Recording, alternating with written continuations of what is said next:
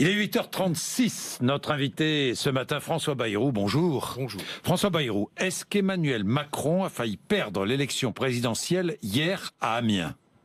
Je crois exactement le contraire. Je crois que ce qui s'est passé hier à Amiens a été révélateur de l'homme, de son choix politique, et révélateur aussi de la différence qu'il y a entre lui et Marine Le Pen. Je vais revenir sur ce qui s'est passé hier, mais ma question, est-ce qu'il a failli perdre? Est-ce que s'il n'avait pas eu la réaction qu'il a eue, il aurait pu perdre l'élection présidentielle? En tout cas, s'il n'était pas allé au contact direct avec les ouvriers de Whirlpool et toute la difficulté et tout ce qu'il y avait comme effet de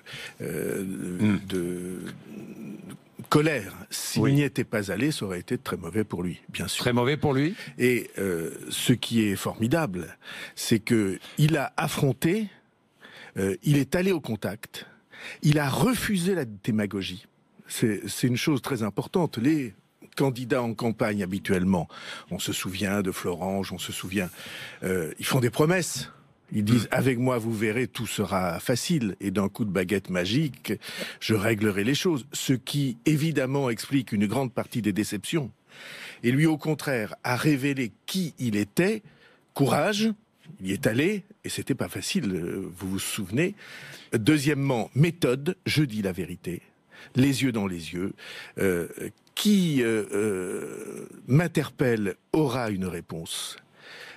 Et enfin, troisièmement, réussit au bout du compte à forcer l'estime de ceux qui étaient avec lui, puisque arrivé sous les sifflets, il est parti en serrant les mains. Et donc, quelque chose s'est passé qui révèle qui il est. Et c'est cela qui était absolument crucial. C'était indispensable. Franchement, François Bayrou. C'était utile. C'était utile parce que son début de campagne, second tour, n'était pas bon. Bon,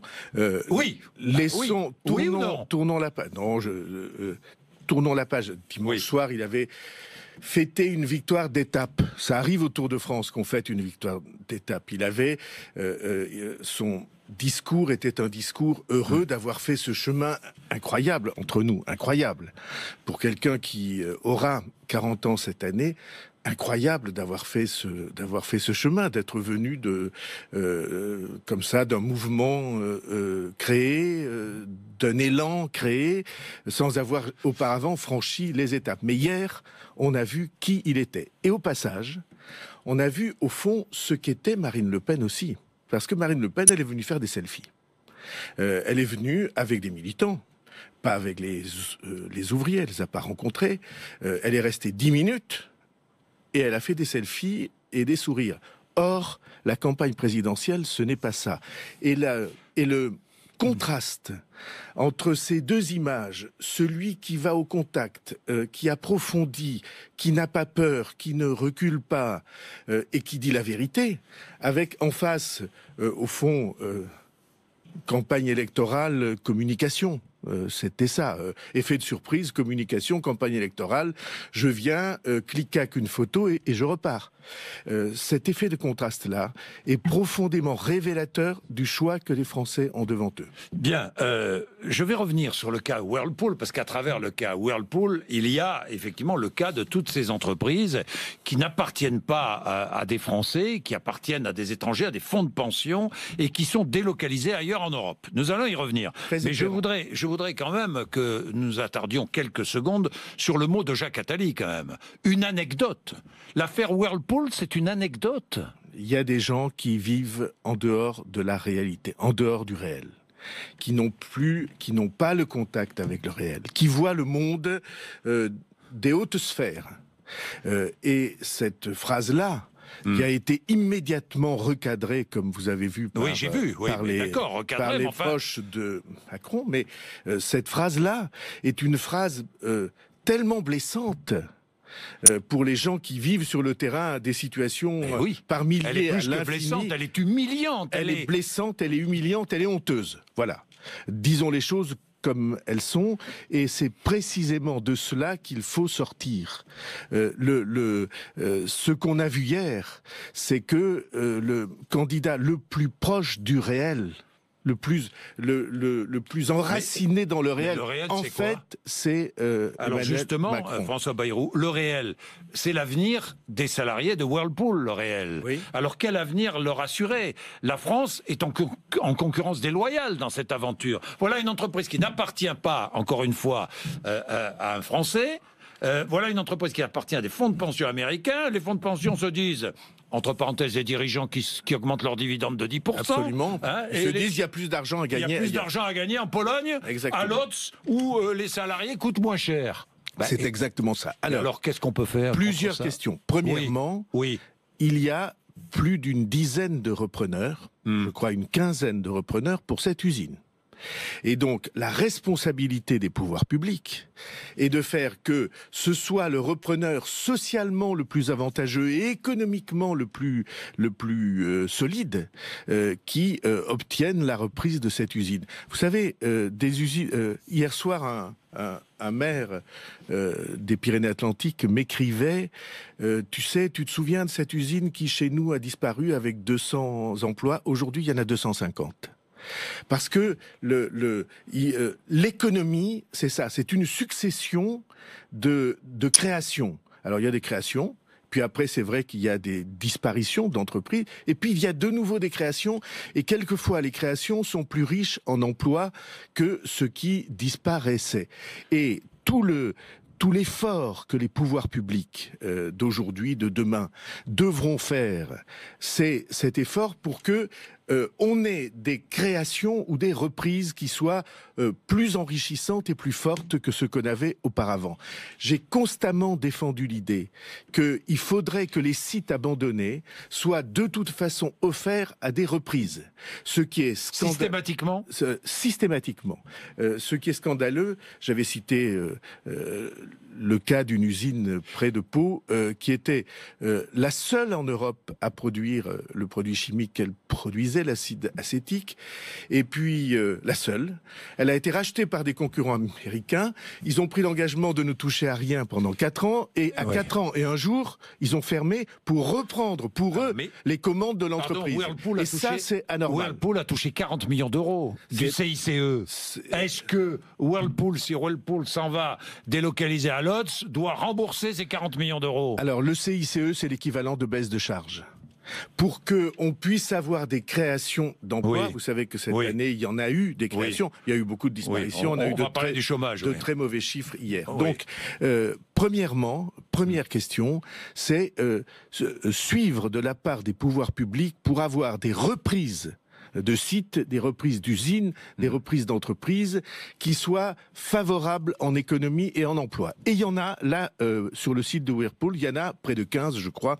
En tout cas, c'est ce qui a été écrit et dit. Deuxièmement, la question que vous avez évoquée est très importante. Vous dites ce sont des fonds de pension américains. Oui. Pourquoi il y a des fonds de pension américains? Parce qu'il n'y a pas de fonds de pension français. Je veux dire, je ne parle pas de la forme des fonds de pension. Je parle de l'investissement.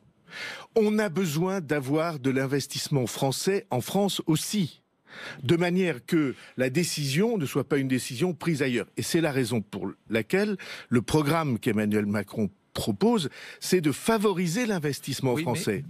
Mais on est d'accord, François Bayrou, favoriser l'investissement, mais qui va investir? Je regardais les chiffres du premier trimestre des grandes entreprises du CAC 40 en France, il y a des progressions dans les bénéfices absolument incroyables. Et parallèlement, on nous annonce des chiffres du chômage catastrophiques. Les Français ne comprennent pas cela. Parce que l'emploi, l'essentiel est qu'on dise les choses directement. Oui. L'emploi ne dépend pas principalement des grandes entreprises.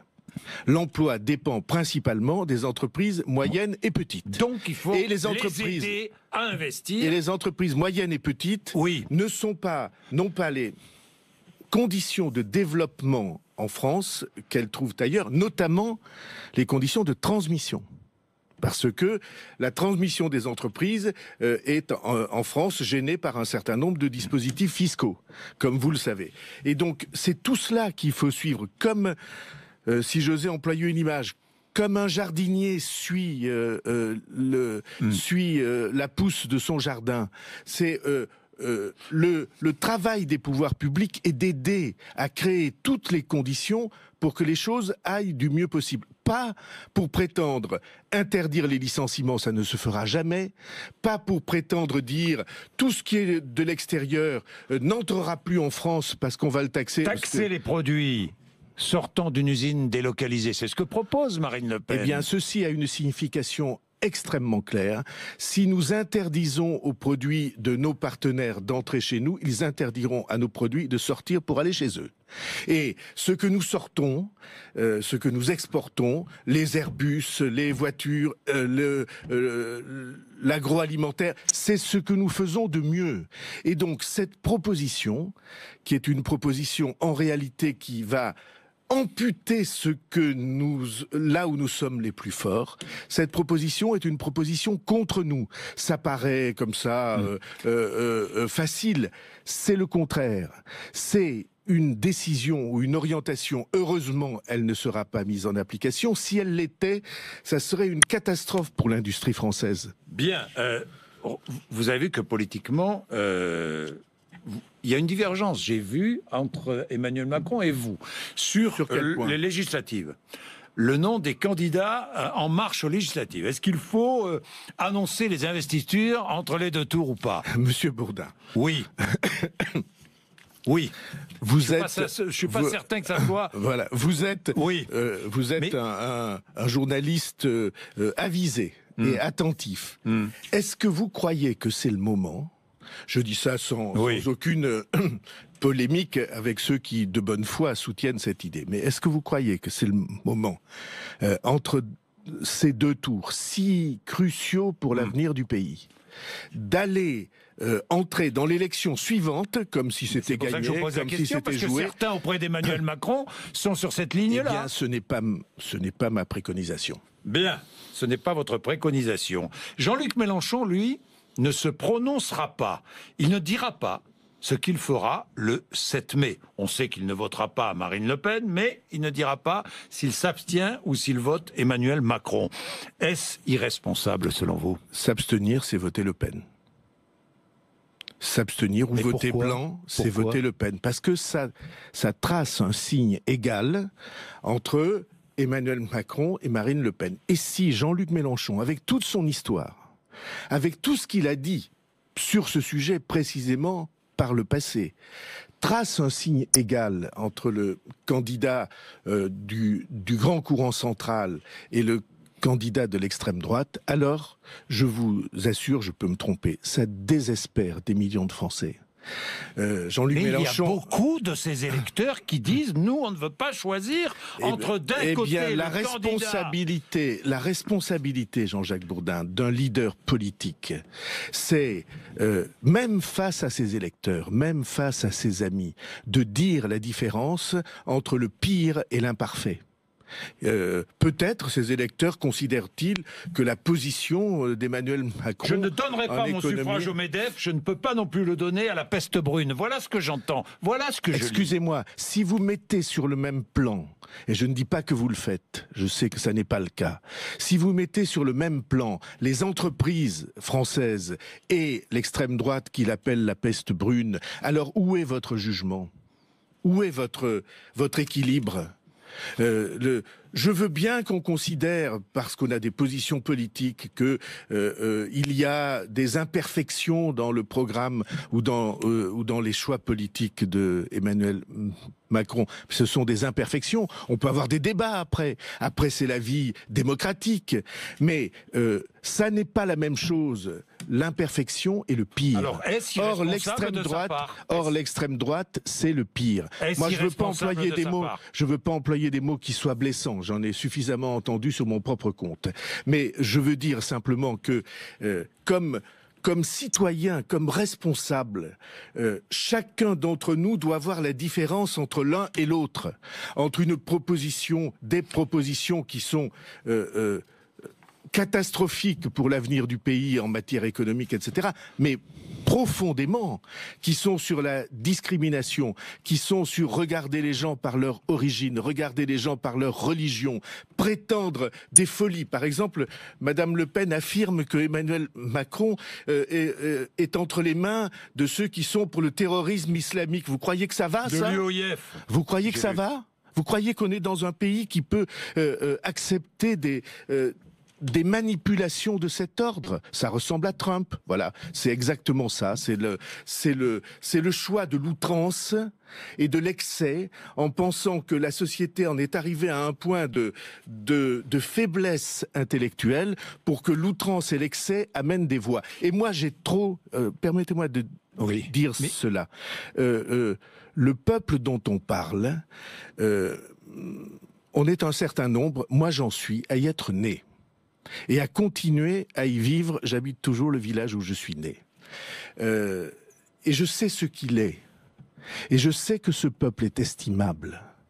Et je sais que pour lui parler à la bonne hauteur, il faut le tirer vers le haut et pas vers le bas. Alors, Madame Le Pen n'y est pas née. Ça n'est pas de sa faute. Elle est née dans des conditions privilégiées. Mais pour moi, toute ma vie, je me battrai pour qu'on parle à ceux qui n'ont pas la chance d'avoir des biens, d'avoir de l'influence et du pouvoir, pour qu'on leur parle à hauteur de citoyens. Vous comprenez ce que je veux dire? Qu'on leur parle comme si, qu'on leur parle mieux qu'on ne parle à ceux qui sont dans l'aisance et dans le pouvoir, qu'on leur parle avec plus d'estime. Ceci est le combat de ma vie. Voilà. Henri Guénaud, je me tourne vers la droite. Henri Guénaud qui dit « Je me demande si le danger de M. Macron n'est pas pire ». Bon, qu'il vote Le Pen. Rien à dire de plus. Vous voyez à quel point l'excès partisan conduit. L'excès avec de la rancœur, quelque chose de cet ordre. Si l'on ne voit pas ce qu'a représenté, ce que représente aujourd'hui cette extrême droite qui veut détruire des choses précieuses et qui veut abattre les valeurs qui nous font vivre ensemble, alors c'est pas la peine de se dire gaulliste. De Gaulle s'est pas trompé, lui, hein. Il n'a pas dit il y a un signe égal. Hein. Il a fait ce qu'il fallait pour se battre contre cela. C'est pas la peine de se dire gaulliste. C'est pas la peine de dire qu'on est républicain. Tout ceci est mis en cause par non seulement les paroles, mais les arrière-pensées que porte cette extrême droite-là. Alors j'ai une dernière question, je reviens sur le terrain économique. L'un des arguments de Marine Le Pen contre l'Europe, c'est l'affaire des travailleurs détachés, le recours aux travailleurs détachés, mise en concurrence des travailleurs français, injuste mise en concurrence. Que fera Emmanuel Macron sur ce dossier-là? Emmanuel Macron, et je l'y aiderai, n'aura de cesse que de faire en sorte qu'il y ait entre les travailleurs français qui travaillent en France et les travailleurs étrangers qui viennent travailler chez nous, égalité de traitement. Ou pour être plus exact encore, que les conditions d'emploi, notamment de charges sociales, soient les mêmes. Autrement, c'est une concurrence. Eh bien, il faut changer. Nous sommes soumis. Lorsque les règles européennes sont injustes, il faut changer les règles européennes. Et ceci est un combat qu'il va falloir mener. Mais dire qu'on va, par exemple, quand on dit on va imposer le français sur les chantiers en France pour empêcher des ouvriers voisins de venir chez nous. On a des ouvriers qui travaillent en Finlande à la construction, par exemple, de cette usine, de cette EPR, on va leur demander d'apprendre le finnois. Vous voyez bien que tout ceci est absurde. Il y a une réciprocité. Quand vous édictez des règles chez vous, ces règles, les autres sont libres de les édicter chez eux. Et ainsi de suite, vous paralysez votre pays en voulant paralyser les autres. Et donc, changeons les règles. Que pour les travailleurs détachés, il y ait égalité de traitement. Qu'on ne puisse pas avoir des avantages en jouant simplement sur les charges sociales de pays qui en ont moins. Ceci est notre responsabilité et le combat que nous avons à mener. Merci François Bayrou d'être venu nous voir. Demain, Louis Alliot sera à votre place. Il est 8h55.